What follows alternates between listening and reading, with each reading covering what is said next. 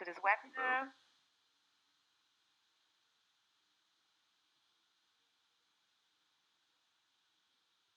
Welcome to TechnoCLIL, part of this initiative. And today we have the honor, the privilege to have Vance Stevens, who is among the web heads of ETO, Electronic Village Online. So it's a great honor for us to have you here, Vance. So Vance Stevens teaches computing at the Petroleum Institute in Abu Dhabi. After a 20-year career in English language teaching, as co-specialist and coordinator, he works in software development in California as educational technology consultant before returning to the Middle East worked for a language school in Abu Dhabi. There, he founded the online community WebHeads, resulting in involvement in many community-based online professional development levers, which have formed the basis of his professional development life in this past decade. So Vance is a star in the field of WebHeads, so we are very happy to have you here, and it's going to talk about Minecraft, which is becoming more and more popular among our schools, and so in Italy as well. And so it's going to explore the field of the possible application of Minecraft in language learning and Clil. So very interesting topic. Thanks again, Vance, for accepting our invitation, and the floor is yours. Okay, well, thank you very much. I don't remember where you said I was working, but I work actually at the Khalifa bin Zayed Air College in Al Ain, and I'm an English teacher there now. So I do switch careers every now and then. And let's see, I presume if I'm going to be able to advance my slides, I have to, there we go, there my slides just popped up. That's wonderful. Okay. I really appreciate your inviting me here to talk to you. This is my second invitation in 2 years. I spoke also to the TechnoCLIL group last year. And last year, as you can see from the title here on my slide, I believe, well, we were in ETO Minecraft MOOC 16, because we're an ETO session as well. Our ETO session, I'm going to tell you about it, but it's basically about gamification, and we're learning gamification basically. We're learning it through Minecraft. And in our third iteration, we do change how we operate, and let's see, hang on a minute, let me just close the door. There's a cat in the other room and he's whining in the hall. Hang on just a second.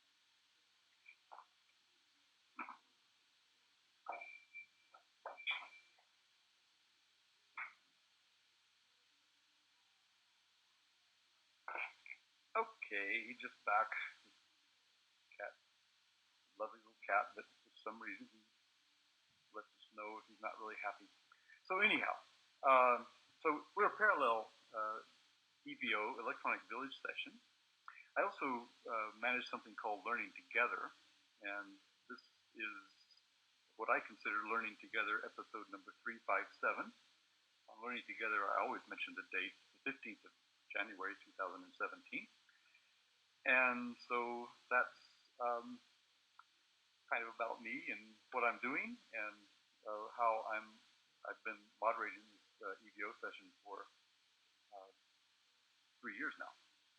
I've been involved with ETO since 2001. 2002, that's when I moderated my first session called Webheads in Action, and then I became a coordinator in 2003. And since then, I've moderated sessions most years. Oh, by the way, let's see now. I can't see the chat all that well. Some magic trick I have to do here to make it big. This is copy the chat. There's something I can do with the chat. I can't see the chat at all. I won't be able to see it unless I can undock it. Am I able to do that? Here we go. Oh, I think maybe right now. Yeah, I've got it. Okay. There we go. No, not searching. Sorry.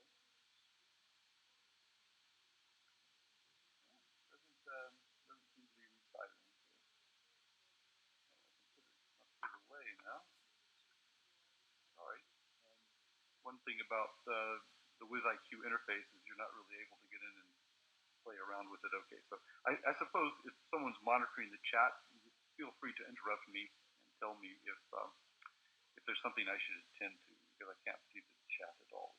Tiny little one-liner there for me. Okay, so anyway, I have a nice habit in my presentations. All my slides are online, so the slides that you see right now, you can actually go online to get them. And that's at slideshare.net/VanceS. Theoretically, the links should work, but they aren't actually working in all the slides. But anyway, here. So, right. I guess my window is large. My video window. Another thing, I'm just adjusting on my computer as my view is different from others. Okay, so anyway, well, see, I didn't have to advance my slides. Sorry about this.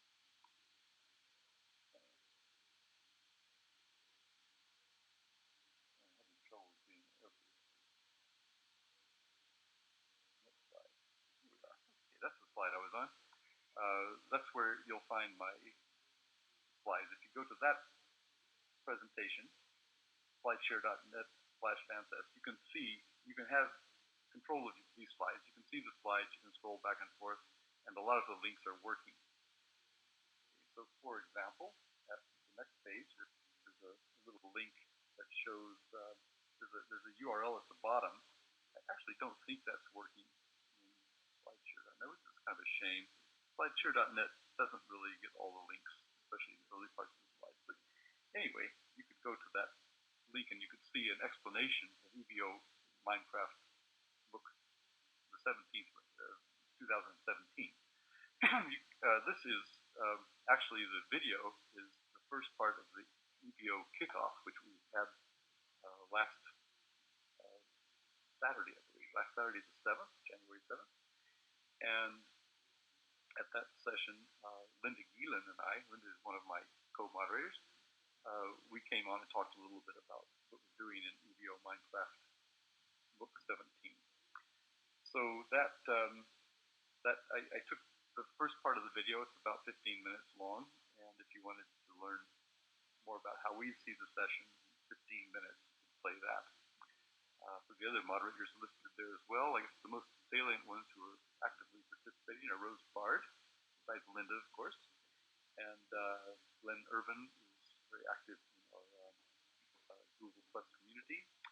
And Jeff Koons is actually our master in Minecraft. He started our server for us, and he's at Ohio University, where Aaron Schwartz, his colleague, is now maintaining the server. So these people are particularly, and Mirsay at the Trash Group, I must mention him. He's also he teaches coding to young people, and he does a lot of work with Minecraft, and he performs magic on our server. He's been very, he makes it a lot interesting. Anyway, these are the current moderators. And go on to the next slide. So the next thing is about your invitation for me to come to talk to TechnoCLIL. Now, I just copied onto this slide how you introduced CLIL, Content and Language Integrated Learning. And so actually, if we pop to the next slide, we can see how we can take that language and we can see what parts I focused on. So, content and language integrated learning. This Minecraft serves itself quite well to this, and especially what we call a dual focus, fostering development of language competence and the delivery of subject content at the same time. So it turns out that Minecraft is quite good for language learning, especially, well, English language. I suppose, if I wanted to learn French very well or Italian, I might find communities that produce videos in Italian in Minecraft. But for people who are looking to learn English, there is quite a lot of stuff online. So that's one way that Minecraft. I have some stories. I'll show you some stories in a minute. Tell you some stories. But anyway, we have some incidental evidence about how how this works. Also, it's quite good for. It's used in lots of different subjects. English language teaching is just one, but many subjects like chemistry, maths, architecture. You can think of lots of ways that Minecraft could be used. So, so learning curricular subjects in foreign language, I'll show you a little bit about that. I'll talk a little bit more about that. And another focus of your session is combining teaching strategies and technical tools. And teaching strategies, the strategy I'm going to talk about is gamification. And the tool, of course, is Minecraft. So Minecraft lends itself very well to these things.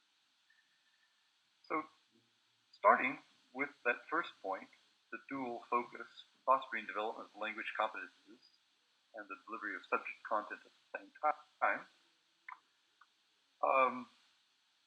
Mariana Smolchitz, I don't remember her name. I didn't mention her as a moderator. She's one of our moderators. She's actually not actively moderating right now, but she's been a moderator with us for 2015 and 2016. But she has a son named Philip, who is actually quite an expert at Minecraft, and he's also fluent in English. And we wrote an article together. What Mariana did was she interviewed her son, basically. Oh, by the way, I'm just checking my Slideshare.net links. If you went to Slideshare and you went to slide 6, you would find this. You could be looking at this article if you want. So basically, I'm getting something. This is interesting. Oh, never mind. Something is coming up on my screen that distracted me, but never mind. Okay, so anyway,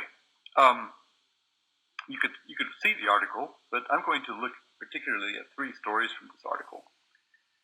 The first story is about Mariana herself.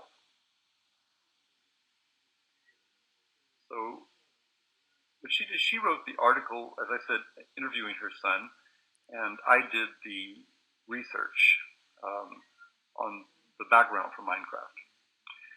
But what she said about her son, we gave a presentation together with Vance Stevens at last year's SL Languages Conference. And this slide is from the slideshow there. And actually, the slide, let's see, looking at it, that slide may not be, the hyperlink might not work in my slideshare.net, but anyway, it doesn't matter.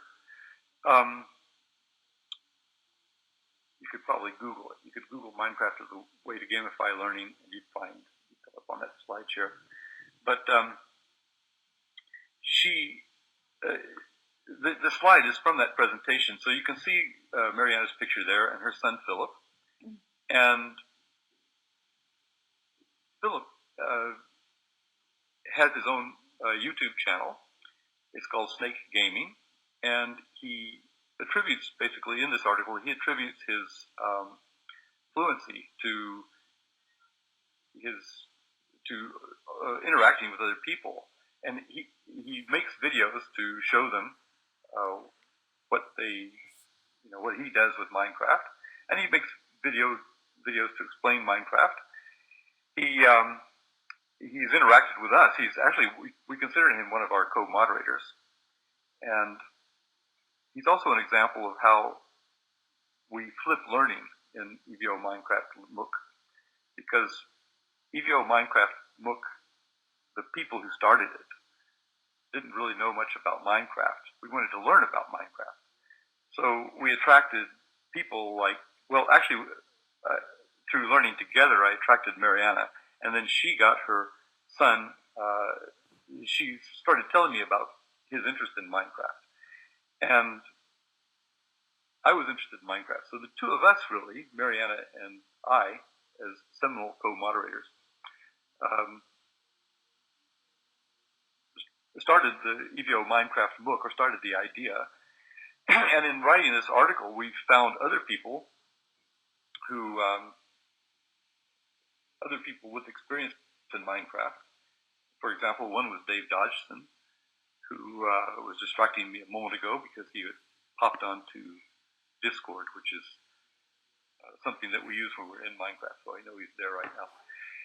But anyway, David Dodgson, we interviewed him in the story, or we didn't interview him, sorry. He was one of the examples in the story. Now, this is interesting, especially for people in Clil, because he was working in Turkey, and he said that his own son, British son, I suppose, he works for the British Council, so I suppose he's British, and his son was going to the school he was teaching at. Now, the students there had the easier of these books, the green book. They had the green book in Turkish. It was available in Turkish. And when they wanted to know more about Minecraft, they would get the Turkish version. David wanted an English version for his son, so he went to a bookstore that sold English books, and he bought these two books in English, and he gave them to his son. Now, his son took the book to his class and showed his friends, and some of his friends' relatives or brothers and sisters were in David's class where he was teaching. He was using Minecraft in his teaching, and where they were interested in the game of Minecraft. When they discovered this advanced Minecraft book, the red one, they went to the store and bought copies, and then they started reading it. And so this is some evidence, some anecdotal evidence that that shows you a little bit about the students' motivation to actually use the language to learn more about Minecraft, because it's quite compelling for them. So that's the second story. And then the third story comes from Jeff Koons.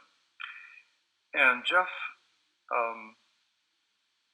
was somebody who, by the way, Jeff gave a talk on at the 2015 Call ISFL webinar. There was a joint webinar on gamification and gaming and gamification. And Jeff's presentation there was about a class that he was teaching, an English class, where the topic, it was a creative writing class, and the topic was disaster management. So in order to get his students, to give them something to write about, he got them into Minecraft, where there's lots of chaos management.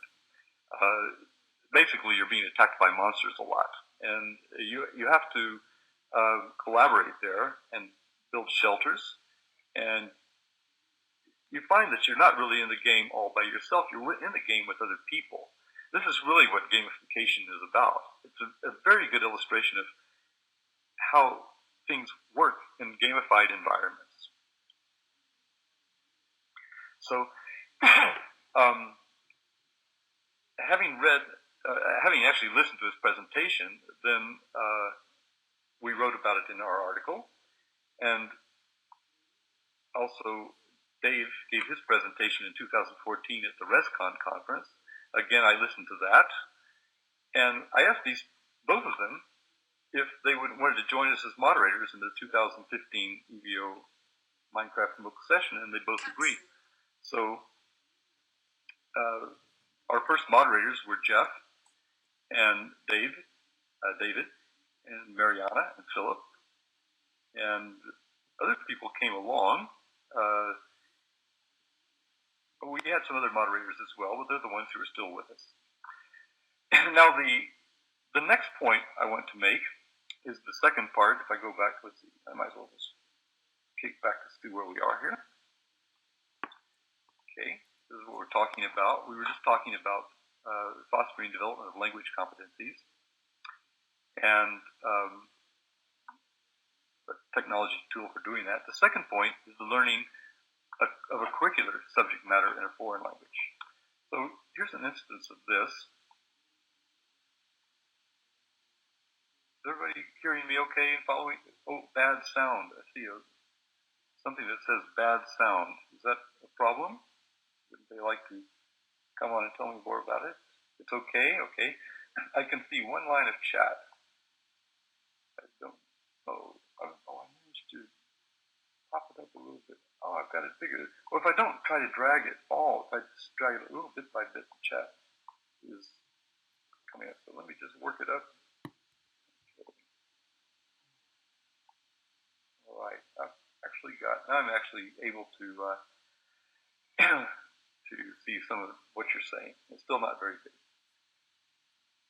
Maybe I could do something about that. I really hate not having chat. Oh, okay, for some reason now it's working. Before I was not able to stretch it. Okay, so, all right, looks like somebody says they have no access to my slides. If you need access to my slides, please go to slideshare.net/VANCES. That's my username, Vance S, in slideshare.net. And you'll find, if you just look at my uploads, you'll find that this is the latest one from yesterday. I do things at the last minute. Okay, so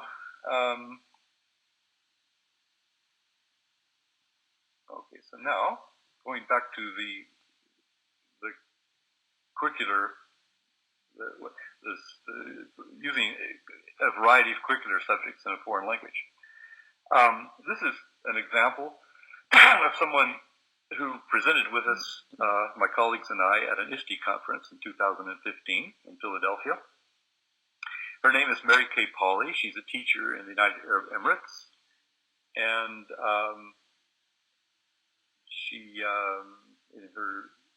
it looks like she was in a grade 5 classroom, just reading her slide here. So she presented via Skype at something we did on iPedagogy, but we had Mary Kay present, and she told us a very interesting story. Her students, her 5th grade students, were, and I don't really know exactly what she was teaching, but it was 5th grade. She's a 5th grade teacher, so she must have had a lot of subjects. History, perhaps, geography, things like that. So whatever she was teaching, this range of subjects, when students got any free time on computers, they would often go to Minecraft, and she noticed that they were quite interested in it. And she had the idea she wanted to see if she could use it in the curriculum. And so she had the students wanted to use it, but she told them she had to justify their use of Minecraft as being something that they could do for their, something that's part of their curriculum. And so she had them prepare the justification. She showed them the syllabus. She said, okay, you tell me, how can we do this in our syllabus? And the students thought about it, and they thought, well, we could do this, we could do that. This is what we can do to use Minecraft to learn more about our syllabus. And so they worked it into the syllabus. And I thought that was a very interesting story. So there's a little saying that if people ever ask you, is Minecraft in the curriculum? If you're suggesting to use Minecraft, they'll push back on you. They say, well, how is it in the curriculum? But the answer to that is the curriculum is in it. So what you have to do is you have to find a way to teach what you want to teach in Minecraft. It's very flexible. Jeff Koons, he's doing a PhD in gamification right now, and he's very knowledgeable, and he gives me lots of ideas. And one thing that he says is that Minecraft is a toy, not really a tool, it's a toy. It's not really a game. Well, it is a game. Sorry, it's a game, but it's player versus world. It's not really player versus player. It's player with player, sort of fighting against things in the world. Okay, so anyway, I talked about Minecraft MOOC last year. That was the last thing, combining teaching strategies with technical tools. The strategy that I think emerges from Minecraft is gamification. And this is the talk I gave last time. Let's see, if you go to, I don't know if that link works at the bottom of the slides either. But anyway, if you find I gave a talk at the Connecting Online conference on February 7th, and that talk actually was a permutation of the talk that I gave to this to TechnoCLIL on February 3rd. So those slides are there, and there's a link to it at the bottom of the Slideshare link is there. So actually, if you're in my slideshare.net/VanceS, you can find the things that I said and the slides from my talk last year. So I'm trying not to repeat that, but I am going to admit I'm going to repeat a little of it because some of what I said there needs to be said. So Minecraft looks kind of like this. It has two modes to play in. You can play in survival mode or creative mode. Now, if you know anything about Minecraft, you know that we're in creative mode now because there are monsters here, but they are not bothering anybody. So they just happen to be there. So you can go and see the monsters in creative mode. In creative mode, you get access to all your tools, all the resources, anything you want in creative mode. You can have it there. Basically, it's a mode where you can learn how to use the tools to build. You can learn how to build. You can build what you want. You can have anything you want to build with. You can fly. Monsters are there, but they don't bother anybody. You can make really fanciful builds. The examples that followed, I don't really have them here, but if you go to my original slideshow, you can see examples of some of the things that people in ETO Minecraft MOOC built. But what we're doing now in the current version, we actually built worlds over the last couple of years. We have one creative world where we have these fanciful structures. Creative works best if it's done on a flat world. But the most interesting worlds are in survival world, where the game generates terrain. But when you're there, you have to. You're a bit constrained. You have to. You enter the game as basically with no resources at all. You have to find them. You have to punch trees. You have to You have to get wood, and then you can break down the wood, and you can make crafting tables to craft more objects, and you can dig. It's called Minecraft because it's all about mining. So you get resources, and you have to protect yourself.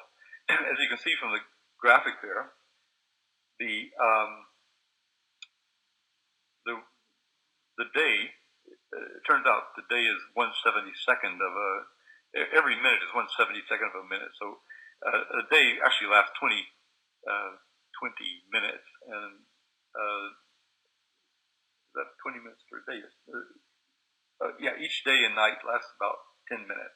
So a day is 20 minutes. That happens to be 1/72 of a real day.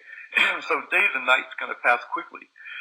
In survival world at night, that's when the monsters come out, and if they kill you, you'll die and you respawn.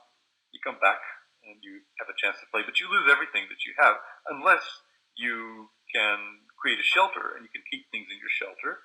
And then if you do happen to die when you're out, that happens often, then you can always go back to your shelter and you can start the game again. So you start learning how to keep in the game and how to survive, especially with other players. If you're in a nice community, and this is the problem actually with trying to learn Minecraft, it's very difficult to get into a community. which is why Mariana and I had the idea to start one ourselves and attract people to it. So we call it a MOOC. It's ETO Minecraft MOOC. A MOOC, I don't know how familiar you are with MOOCs, but they're by definition massive open online courses. So it's massive. MOOC has a lot of people in it. Ours has, well, yours is very massive. You know about MOOCs because you guys are a MOOC. You have thousands of participants in your MOOC. And a MOOC is open as in free, as in beer. It's open and also free as in liberty. The resources are accessible by anybody. The only thing that's not free in Minecraft is Minecraft itself. You have to pay almost $30, like $28 or something like that, to purchase a login to Minecraft. The login gives you access to Minecraft on any device. So once you've got your login, you can then download the software on any device. There's software there's a Pocket Edition for iPad. There's an Xbox Edition. There's a server. You can download a server for free and you can install it. It doesn't take a lot of some courses in Minecraft. Some MOOCs, actually a Minecraft MOOC they had recently that actually taught people how to do Minecraft systematically started out by download a server and get it set up. So I don't know if you've seen this diagram by Stephen Downes, but the reason that we use MOOCs is that the diagram on the left doesn't scale. When you have just a teacher trying to teach other people, that's not very effective for things that you really want to learn. And there's another aspect about MOOCs brought up by Dave Cormier in a Learning Together session he did with us. There's something called Kinnaman, which is something made by the proponent of that is David Snowden, not the Snowden who's in Russia right now, but the philosopher, the researcher. And in this model, there are four kinds of problems. There are simple problems, complicated problems, complex and chaotic problems. And from Dave Cormier's perspective, he thinks that MOOCs are especially good at complex and chaotic problems. If you're seeking solutions for those, a MOOC is good for that. So if you're doing something like language learning, or doing something like language learning, which actually is a complex, chaotic situation. If you're trying to understand something, or if you're trying to understand CLIL even, you could say that CLIL is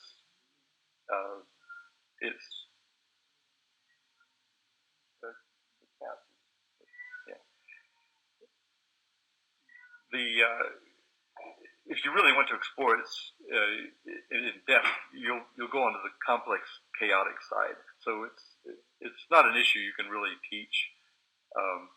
You can't teach. Teaching itself is complex and chaotic. There are very few simple things, but say you're teaching someone how to add, or simple formulas, chemistry formulas. These can be simple problems, or a complicated problem might be, well, it's where you analyze, you respond to things. So you start synthesizing chemicals. Okay, so this is getting complicated, but you don't really need MOOCs for that. You need a more basic course. But basically, MOOCs address these very chaotic problems. So this is ETO Minecraft MOOC's hidden agenda. It's not really so much about Minecraft, it's about gamification, because gamification, too, is a very complex thing to understand. And the reason it's complex is that it's ineffable. It is something that you need to experience in order to understand it.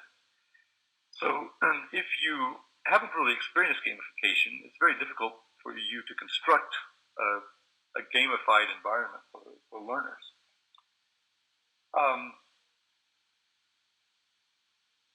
So what our ETO Minecraft MOOC session is designed to do is to let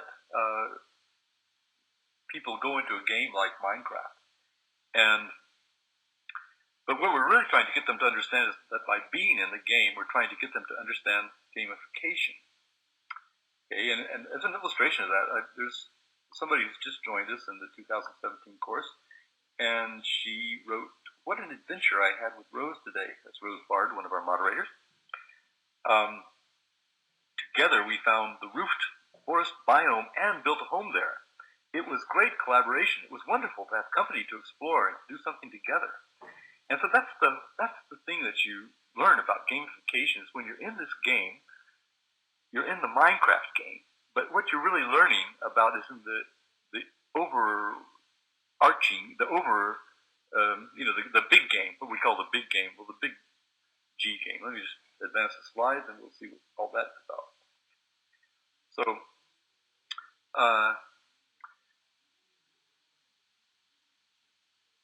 this is another Jeff Koons' discoveries. He's got me reading G and watching his videos. If you Google G, gamification, John Paul G, I believe is his name, he wrote an interesting article called "The Ecology of Games," where he introduced, or at least he expounded on the concept of the big G game and the little G game. The little G game is the game that you find, the shrink wrapped game, the one that you Sabine, I see you're asking for a practical example. Well, maybe we'll come to that. But anyway, yeah. So the little G game is Minecraft itself. The big G game is the social setting in which the game is placed. So keeping that in mind, we're not really playing Minecraft to learn about Minecraft. We're playing Minecraft to learn the big G game. So we have one example I give is Facebook. It's a game with a game board. Facebook has you don't really know how to play it. You go to Facebook, you go to the Facebook site, and then it says, "What's on your mind?" So okay, you answer that question, and then you start connecting with friends, and you sort of intuitively figure out. Nobody really reads a manual about Facebook unless you read the user agreement and then go in and try to adjust your settings, your privacy settings. But most people just do it, and most apps work that way, really. People just do them. You learn about something that is good, you download them, and you just get on it, and you try to do what is there that will help you. So this is our Google Plus community page. It's where people go to play the big G game of ETO MC17 now. We're in the 17th version. So when you go there, you find things that you can click on. And we have missions. Well, let's see. I have a better description on the next slide. So you go to this page. Everything you want is there. There's a link to it in case you go to the slides. We're on slide 18. If you go to slide 18, you can find the link there to the Google Plus community. And this is what you find there. So actually, it might be on this slide that you find the link. I'm not sure if the link is working on the other one. I've got the slide that, yes, the link works here. So these links work on this page. So you can find our session the same way you found the TechnoCLIL session. You go to etosessions.pbworks.com and you find the session you're looking for, and that's its link. And then, as with TechnoCLIL, you clicked on the link to the Moodle and you signed up there. So ours points to this Google Plus community. And then you'll find the sidebar there. And from there, you can find the syllabus. You find a form to enroll in the course. And what you put in that form, really, the most important thing there is your Minecraft username so that we can whitelist you on the server.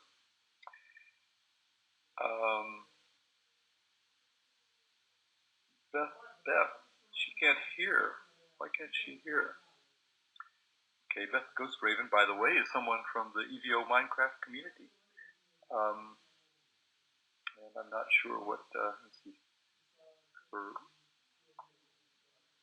real name is Beth O'Connell. And I'm not sure, I don't see the previous parts of the chat. But anyway, I see that she's had a problem and I'm disappointed. Anyway, so maybe I hope one of the recordings will work. And we're getting complaints about bad audio. So again, I'm not sure what I can do about that. Okay. Okay, some people are hearing fine, all right. So it could be connectivity problems. So that's good, I'm getting some response, that's good to see. Okay, so anyway, basically what I was talking about was that if you want to play the game of Minecraft, this one, if you want to play this, that's where you go to learn about the gamification. So Minecraft is a little G game, and the big G game is this one. It's the game of ETO Minecraft MOOC. So when you go to that game board, then you find these elements, and one of them is missions accomplished. So over here, in the slide, it says there's a little box here that says to play with us. Oh, sorry, it says missions accomplished. Tells you where they are. So the missions accomplished are basically the things that you have to do each week to earn a badge. So these are the missions on the next slide. That's in a wiki. So when you click there, you go to this wiki, which tells you what you need to do week by week. And you'll notice that the weeks are orientation, declare, network, cluster, and focus. Are you familiar with Dave Cormier's 5 steps for coping with MOOCs? He made some very famous videos in which he said that if you want to cope with a MOOC, it's very big, you can't really interact with the teacher because that model doesn't scale. You're going to be interacting with each other. And so when you go to a MOOC, and it happens to be a 5-week course, as you know, a 5-week session. Actually, we're supposed to call them sessions. So the first week, we call it orientation. And the second week, by then, you're supposed to have been able to sort of figure out where you are and what you're doing.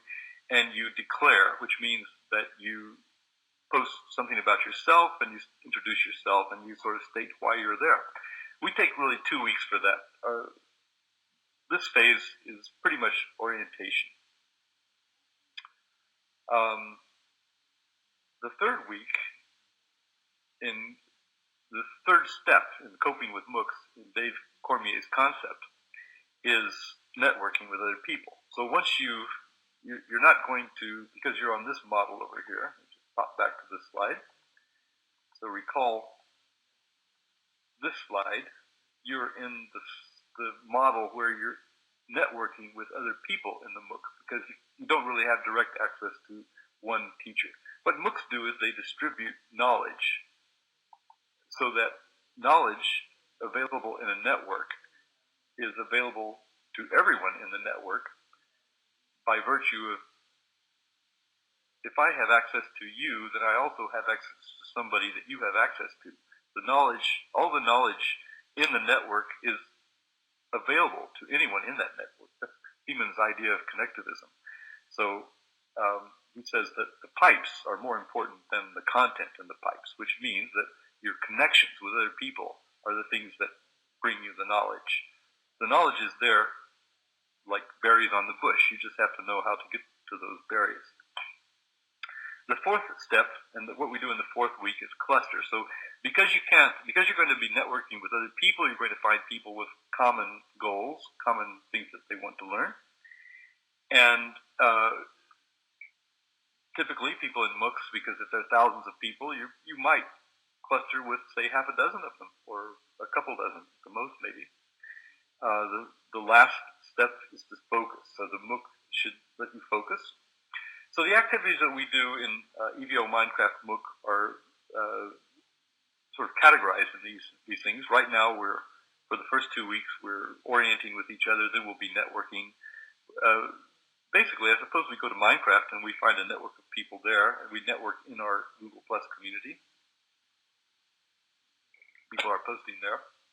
And then clustering means that people in Minecraft, that means probably some people come together and they help each other build, and they help each other survive, and they help each other farm so they can feed each other, and there are lots of ways you can develop in Minecraft.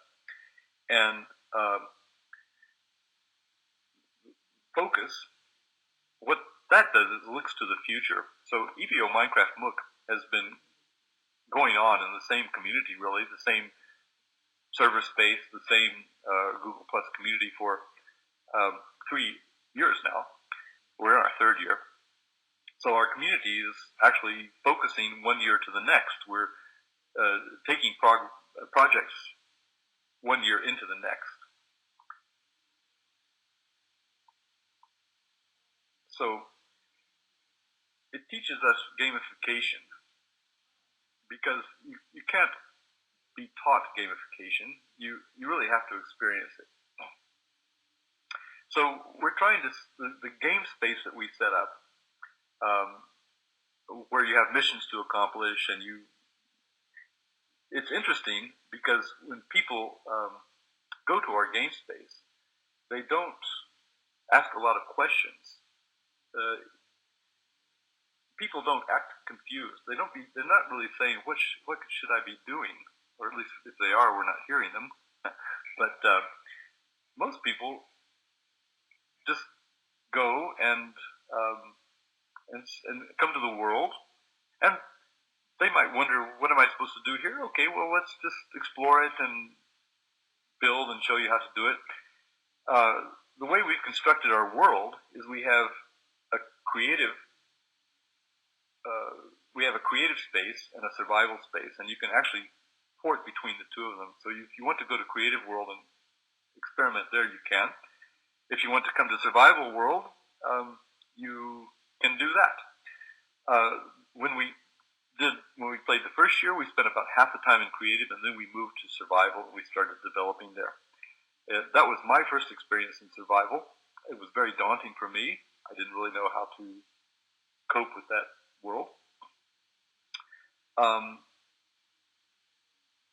So I discovered that other people, like Jeff, for example, had set up shelters and put signs outside the shelters that said, "Come inside. You can survive here." And then there were things there, things to eat, and then I might find Jeff himself, and Jeff would take me down mining, and he'd show me things we could do. Like Jane's experience when she met Rose, and they built a home together. So this is the kind of thing that you find when you go into a gamified space, is that you find other people who try to help you. The game of Minecraft gives us an intrinsic motivation to be in the space and learning from one another. But being there is where you learn about gamification, and you start thinking, now what am I trying to teach? Sabina, I believe, was asking about a concrete example. This is, so I teach language, so if, now I can see many ways where, but everything is in English here, so students really want to be there. And so you can show people a lot of things. But one of the people, Mircea, who is one of our co-moderators, he does some interesting things for us.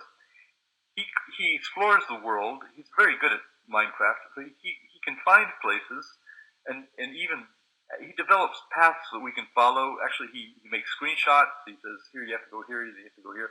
So we'll follow his paths and try to find where he's been, and we're looking for maybe a temple or a series of temples. Sometimes he booby traps the temples. It's really compelling to get a few of us together. Our co-moderators were doing this between sessions, to go into the world and just play around. And you're learning how to be in the world. You're learning it's a very things like, for example, when you need to eat, so you might kill some animals, but if you kill too many animals, you won't have any. So the best thing to do is to raise them, to farm them. So you learn all these aspects. In this picture here, there's this mine cart is traveling on a rail, which is powered by redstone. The red substance that you see in front is redstone. So you have to learn how to get redstone. There's quite a lot to learn from one another about how to be in this game and what to do when you're there. So basically how we operate our Big G game is we set up the game board, and then, as I said, it's pretty self-explanatory to most people, at least the people who like that kind of thing.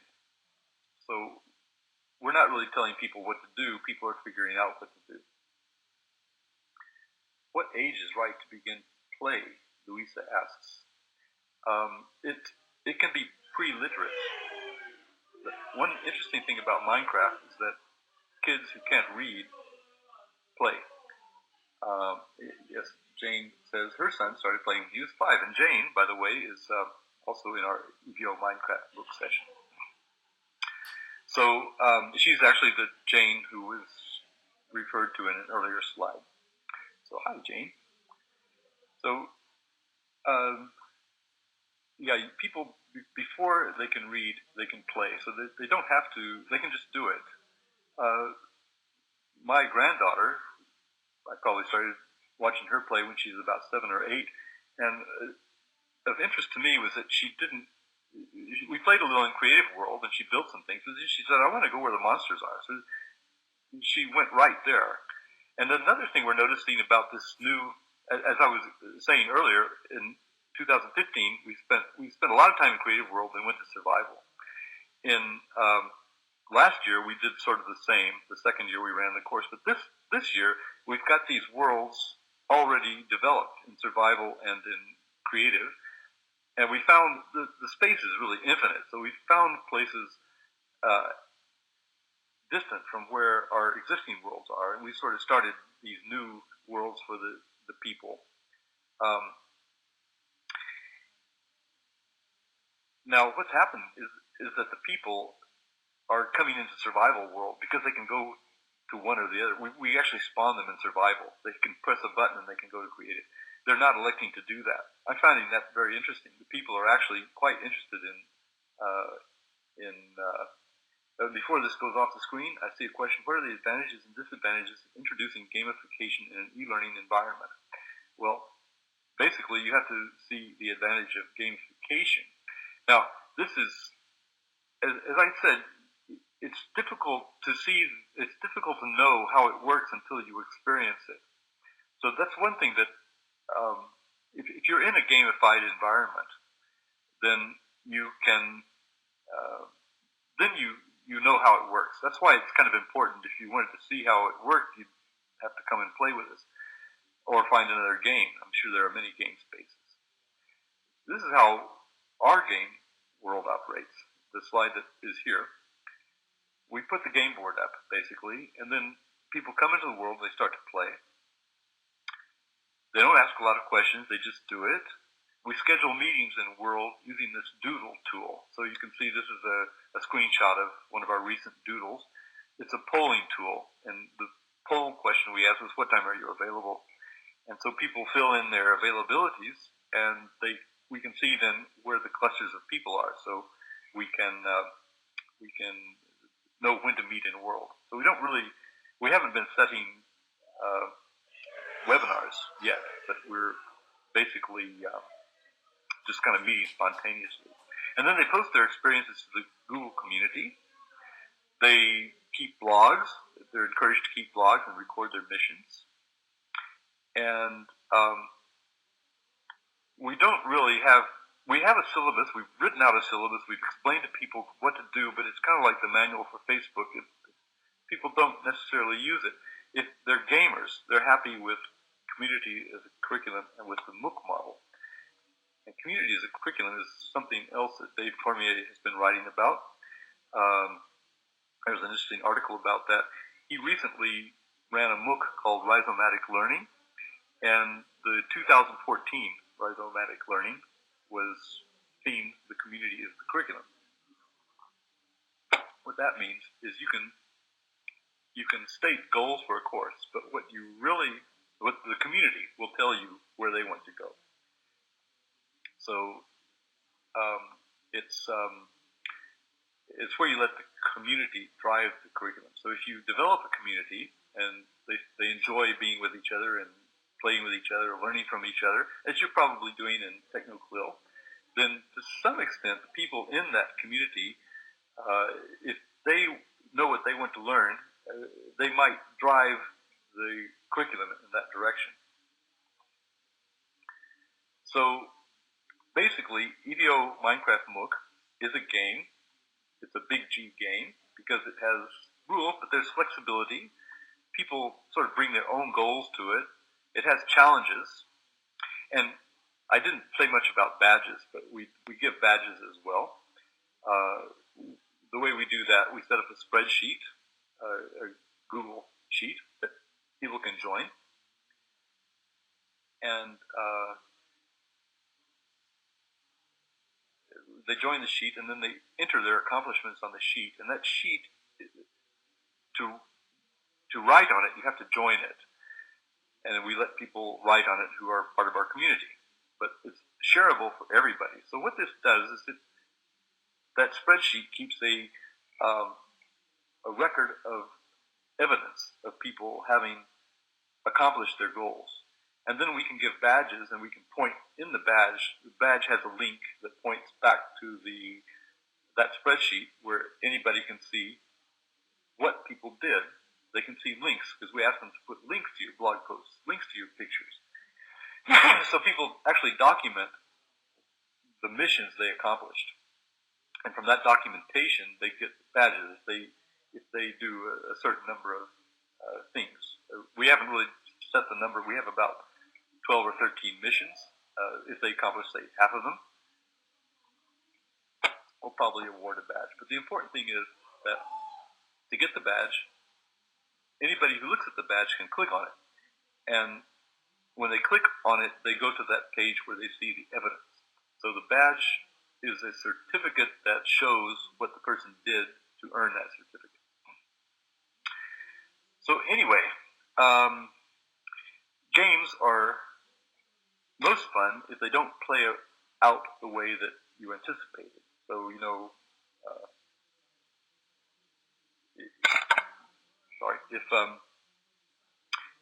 if you know what's going to happen in a game, it's not that much fun. A game really has to have, it has to be serendipitous, So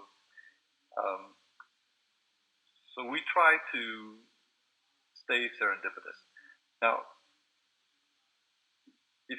when you're applying this in a CLIL environment, I would think that if you can gamify it, one element of games is awards like badges, and then these other things, having challenges, having missions, calling your tasks missions is kind of a gamification technique. So letting people work at their own pace, because if you're playing a game, you're not doing the things that you're told to do. You're getting better and better, and then branching out and getting more and more challenged. So what do we learn? What do we learn about gamification? Here's Linda Geelan. One of her posts in our community is that she set up a farm somewhere. She said, if anybody wants to come to my farm, come and help yourself. Just put stuff back if you take something because you need it maybe right away. You're going to die if you don't eat. Then just put it back. So it's an example of how we cooperate with each other in survival. So you assist others, and you're assisted by others in the world, and with their cooperation, you stay alive and learn. So think of other games you play. Football, for example. No one person is the team. It requires a team. Everybody's playing together. Everybody's doing different things. If you're just trying to play by yourself, you're not going to enjoy it as much as if you team up with other people. So if you want to learn about teamwork, you might play football. Possibly some, well, anyway. So basically, gamification turns out to be learning through teamwork, mutual support, meeting challenges, and achieving your goal. It has to be your goal. So it could be that the goal is to put the ball into the net, but people who play that game really want to do that. So they're trying to achieve that goal. In Minecraft, I don't know, what are we trying to achieve? I guess my goal is really to learn, I wanted to learn why is Minecraft so compelling to teachers, not just to students. So by going into the game, I saw how it worked. I saw how something that I thought was impossible is very achievable, and you're really surprised about the support that you get. And you start thinking, if my students were in this environment, think of how much fun it would be for them to learn what I'm trying to teach them. Now, and I mentioned Versailles' quests for a reason, actually, because some teachers set up worlds where they take their students to learn about concepts. One really, if you're teaching archaeology, for example, or if you're studying ancient cultures, you can recreate those cultures or artifacts from those cultures in Minecraft, and you can send people into a game to explore it and learn things that you're trying to teach them. Things I'm thinking of are pyramids that people have created to get people to. Angela says cooperation, human relation using technology. Yes, okay, that's right. Project-based approach, because not only can you create the worlds that your students can explore, but they can create them too. I'm teaching people about cadets who are learning to fly, so we could have them construct airports and things like that. Okay, so we're about at the end of my slide, but since Jane is here, she'll appreciate that. Yes. I was just looking for some examples of how people are surviving and using each other to help them. So Jane says that this is just from the other day, the 12th of January actually. She's reporting that she's traveling on a boat that she crafted, and she's thanking me for teleporting her because actually both of us got into a dark place we couldn't see, and we didn't have torches with us, I guess. So I teleported myself to the spawn point and brought her out too because we were just stuck. It was not fun at that point. So we escaped. She thanked me. She says, and then she took a picture of me in the spawn, the longhouse where we land when we die. Or I'm a sysop on this, so I can cheat a little bit. Kimball Harrison, somebody just the other day, or actually it was today, or it was yesterday, I suppose. She's written, whose lovely house did I find just in time for nightfall? She was out at a time when it was getting dark. She had no shelter. She found this house and went inside and stayed there during the night. And Jeff wrote, said, "That's my house. Feel free to camp out overnight anytime, though the accommodations are a bit Spartan." That doesn't really matter. But basically, these are just examples of what happens in the world as people are negotiating it. Just building geometry, geometrical concepts are here. Math, geometry, architecture, creativity. If you're teaching art, you could good thing to do. Yeah. Okay. Anyway, that's pretty much what I wanted to say, and I think I've gone a little over an hour. If you want the slides, you can go to slideshare.net/AdvancedS, and you can find those slides, and a lot of the links are working on Slideshare. So, thank you, Vance. Yeah, if you want to try it, by the way, you can join us. We don't. You're the community creating your own curriculum when you join us. So you just, as in MOOCs, a lot of people don't really complete MOOCs. They just learn from them a little bit, and so you're welcome to pop by and join us if you want. Thank you. Thank you, Vance. Thank you so much. Just would like to say, to tell our teachers from Italy that INDIRE, which is the Institute for Educational Research I work for, I'm a researcher there, is exploring a lot of, just in this period, the possibilities of Minecraft with our own Minecraft. So hopefully in the next months, our schools will be able to experiment Minecraft through our official platform, because indeed it is the National Institute for Research under the Ministry of Education. So I would like to thank Vance for these hints and for exploring the possibilities that the creative teachers and language teachers can find in using Minecraft. So thank you again, especially on a Sunday, Vance, for having found time to present TechnoCLIL. So thanks again, and thanks to our participants. Well, bye, everybody. Is your work? Yes, but where I live. It is a weekend, so double thank you.